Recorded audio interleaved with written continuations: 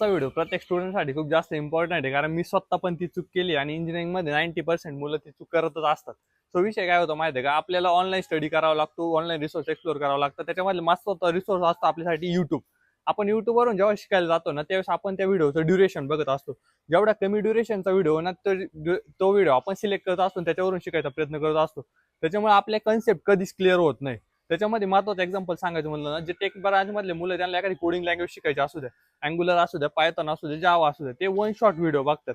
युट्यूबला one shot video भरपूर सारे अवेलेबल आहे, जे की 5 तासामध्ये 6 तासामध्ये पूर्ण लँग्वेज शिकून टाकतात.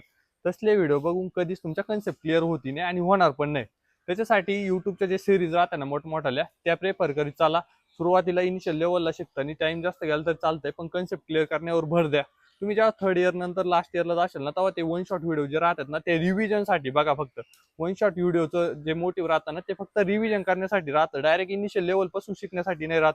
सो त्याच्यासाठी मी तुम्हाला काही युट्यूब चॅनल सजेस्ट करतो, त्यांचे नाव तुमच्या DM मध्ये येऊन जातील. फक्त कमेंटमध्ये आपल्याला YouTube कमेंट करा.